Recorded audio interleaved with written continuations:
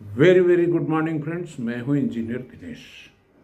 दोस्तों, जैसा कि आपको मालूम है कि इस प्लेटफॉर्म पे एजुकेशन, एंटरप्रेन्योरशिप, एम्प्लॉयमेंट, तीन ये विषय हैं जिस पे चर्चा होती है। और इस पटल का मुख्य उद्देश्य है कि how to create employment for all. तो अभी क्या है ना कि हमारी जो छोटी सी कंपनी है जो बिल्डिंग मटेरियल्स की खोजबीन करती है, तो नए बिल्डिंग मटेरियल्स पे रिसर्च होता है और कुछ काम भी हम लोग करते हैं, 2-3 करोड़ के आसपास टर्नओवर कर लेते हैं। लेकिन मुख्य जो फोकस है वो रिसर्च पे है। अभी हम लोग एक स्किल डेवलपमेंट सेंटर बनाने जा रहे हैं जो जिसमें गवर्नमेंट भी पार्टनर होगी, और उसमें जो हमारे व्यूअर्स हैं उन हमारा प्रयास ये है कि हमारा जो इंक्यूबेशन सेंटर होगा उसको देखिए, स्किल डेवलपमेंट सेंटर ये कुछ 100, 200, 400 लोगों के लिए नहीं होगा। It will be for the masses. जो इंक्यूबेशन सेंटर होगा, जो भी चीज़ हम बनाएंगे, खोजेंगे, वो सीधे ऑनलाइन आपको सिखा देंगे, आपको यहाँ आने की ज़रूरत नहीं है। हालांकि यू आर मोस्ट वेलकम, लेकिन हमारा प्रयास ये है कि करीब 3-4 महीने के अंदर हमारा ये स्किल डेवलपमेंट सेंटर बन के तैयार हो जाएगा, और फिर उसमें इंक्यूबेशन जो सेंटर होगा उससे हम आपको प्रोग्राम अपने दिखाते रहे। देखिए दोस्तों, हो क्या रहा है कि कुछ हमारे श्रोतागण जो है, हमारे जो कुछ सब्सक्राइबर हमसे कई हमारी चीज़ों बातों से नाराज़ हो जाते हैं। जैसे जब मैं ये कहता हूँ कि भाई कंपटीशन की तैयारी साल 2 साल 3 साल कर लो, but don't waste your entire life in that, क्योंकि समय बड़ा मूल्यवान है और ज़िंदगी बड़ी कीमती है। तो इसी विषय को आज मैं थोड़ा इलाबोरेट करना चाहता हूँ। दोस्तों, आइंस्टीन ने कहा था कि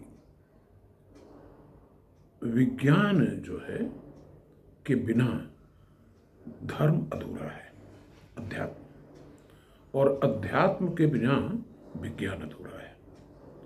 both are complementary to each other. होता क्या है कि विज्ञान पीछे चल रहा है और अध्यात्म आगे चल रहा है।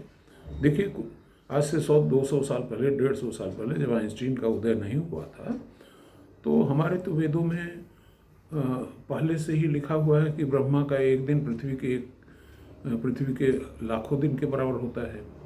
तो लोग इसको अंधविश्वास मानते थे कि ये कैसे हो सकता है। लेकिन जब आइंस्टीन ने टाइम डायलेशन इक्वेशन से डिराइव किया कि एक ही साथ पैदा हुए दो आदमियों की उम्र अलग अलग हो सकती, बशर्ते कि एक आदमी काफ़ी तेज गति से, प्रकाश की गति के आसपास से यात्रा कर रहा हो और दूसरा आदमी पृथ्वी पे स्थिर हो, दोनों का समय बदल जाएगा। इस चीज़ पे लोगों का हमारे वेदों में विश्वास नहीं होता था, और हो सकता है कि वहीं से इंसाइट ले करके आइंस्टीन यहाँ तक पहुँचे हों। जैसा कि बहुत सारे वैज्ञानिकों ने स्वीकार किया है कि बहुत सारे सिद्धांत उन्होंने वेदों से उठाए हैं और उसी पे शोध करके नोबेल प्राइज़ लिया है। इसके बहुत सारे उदाहरण हैं। तो इसका मतलब ये हुआ कि उन्होंने जो कहा कि अध्यात्म के बिना साइंस अधूरा है और साइंस के बिना अध्यात्म अधूरा है। अब ये बात अलग है कि साइंस अध्यात्म की उन चीज़ों को पकड़ ना पाए, साइंस पूरा विकसित न हो। जैसा आइंस्टीन से पहले इस थ्योरी में लोगों को विश्वास नहीं था कि ब्रह्मा का एक दिन, पृथ्वी का एक दिन अलग अलग हो सकता है। तो यानी कि अध्यात्म में तो था, लेकिन विज्ञान ने उसको बाद में समझा दिया तो लोगों को समझ में आ गया। उसी तरह से देखिए, विज्ञान ने अध्यात्म का सहारा लिया तो टाइम डायलेशन पे पहुंच गया। एट द सेम टाइम धर्म की तमाम ऐसी चीज़ें होती हैं जो वैज्ञानिक होती हैं, और उसको, उसकी वैज्ञानिकता को हम लोग एक्सप्लेन भी कर सकते हैं, और सभी धर्मों में ऐसा है। लेकिन अगर धर्म में आप लचीलापन नहीं रखेंगे, क्योंकि विज्ञान तो धीरे धीरे विकसित हो रहा है, वो चीज़ों की एक्सप्लेन कर रहा है, तो अगर धर्म में लचीलापन नहीं होगा तो वो अधूरा रह जाएगा। क्योंकि विज्ञान से जो चीज़ विज्ञान सिद्ध कर चुका है, धर्म उसको भी नहीं मानेगा, तो ये तो मामला कन्फ्लिक्ट हो जाएगा। तो उनके इस स्टेटमेंट का सीधा सा मतलब है कि both things are complementary to each other, एक दूसरे के बिना वो अधूरे हैं।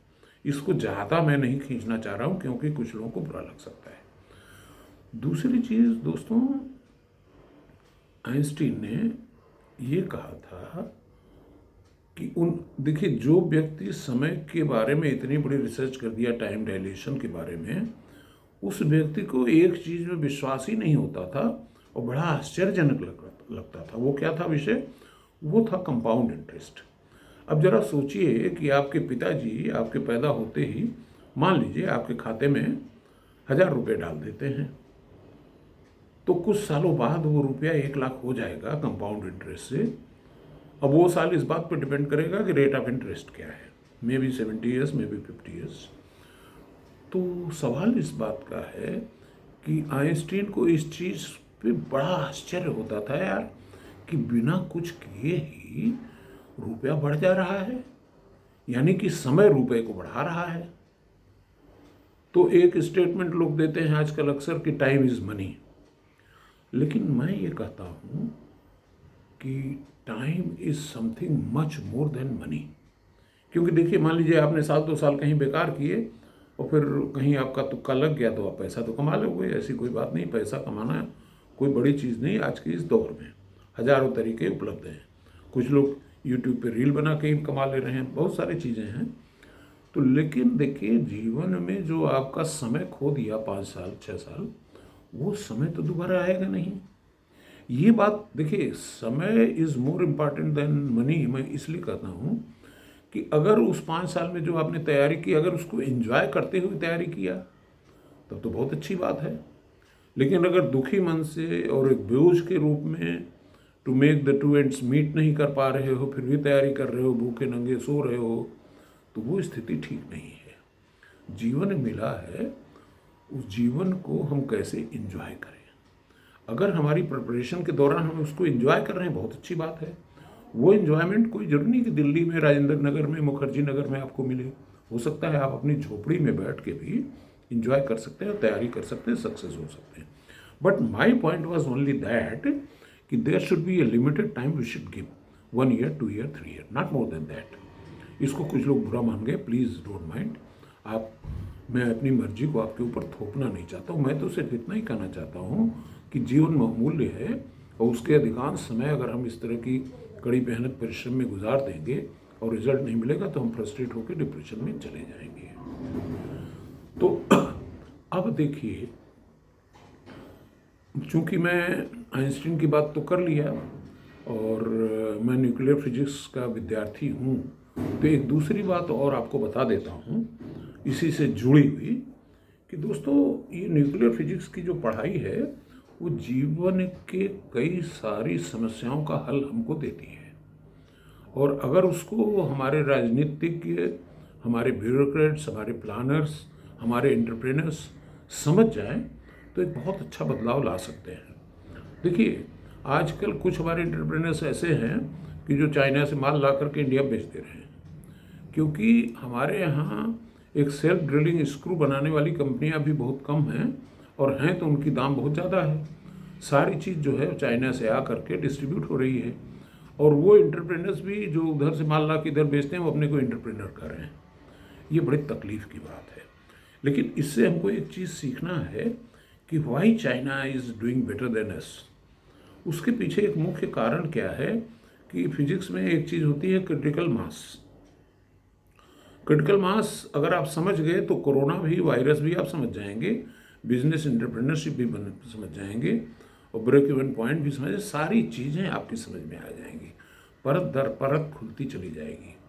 देखिए, होता क्या है कि एक जो जब हम न्यूक्लियर का जो यूरेनियम 235 है फिशनेबल, उसका एक पर्टिकुलर अमाउंट का मिनिमम मास इकट्ठा कर लेते हैं और उसमें स्लो स्पीड के एक न्यूट्रॉन से बम्बार्ड करते हैं तो चेन रिएक्शन चालू हो जाती है। लेकिन चेन रिएक्शन में ऐसी तरीका है कि एक क्रिटिकल मास, मिनिमम मास होना चाहिए, तभी वो चेन रिएक्शन चालू होती है, वरना फुस हो जाता है। तो इसी कॉन्सेप्ट को जब रिएक्टर में हम ले चलते हैं तो वहाँ तो मास क्रिटिकल मास से ज़्यादा होता है, तो वहाँ पे हमको कंट्रोल रॉड्स लगानी पड़ती हैं कि कहीं चेन रिएक्शन इस कदर न बढ़ जाए कि रिएक्टिविटी एक से ज़्यादा हो जाए, ब्लास्ट हो जाए। तो इस कॉन्सेप्ट को बिजनेस में आप सोचिए कि वॉल्यूम जो है आपका, that is much much more important. आपकी रीच जो है, आपके कस्टमर्स की संख्या बड़ी महत्वपूर्ण है। क्योंकि मान लीजिए कि एक प्रोडक्ट आप बेच रहे हो 100 लोगों को और उसमें 100 रुपया प्रॉफिट कमा रहे हो एक आदमी से, तो कितना कमाया है आप? 10,000 कमा लोगे। लेकिन एट द सेम टाइम अगर एक प्रोडक्ट आप 1 लाख लोगों को बेच रहे हो, उससे 1 ही रुपया कमा रहे हो, तो 1 लाख कमा लोगे। दिस इज द, यही समझिए कि क्रिटिकल मास का मतलब है कि मिनिमम मास जिस पे आप ब्रेक इवन कर जाएं। तो चाइना में क्या है कि वो मास मैन्युफैक्चर कर रहा है चीज़ों को, इसलिए सस्ते में बेच दे रहा है। हमारे यहाँ एमएसएमई स्मॉल स्केल इंडस्ट्री बेचारे ब्रेक इवन तक ही नहीं पहुँच पा रहे हैं। तो अब हमको एक ऐसे सिस्टम की कल्पना करनी है कि कैसे हम क्रिटिकल मास क्रिएट कर लें, जिस जहाँ भी हैं। अगर ये डॉक्टर है, उसके पास पेशेंट ही नहीं आ रहे हैं, एक आदमी से कितना फीस ले लेगा वो। तो it is the game of numbers as far as the business is concern. तो इसी नोट के साथ आइंस्टीन के 2 कॉन्सेप्ट मैंने दिया, एक तो टाइम का और दूसरा क्रिटिकल मास का। इसको जीवन के हर क्षेत्र में अप्लाई करें और समय मूल्यवान है, इसको नष्ट न करें। Thank you.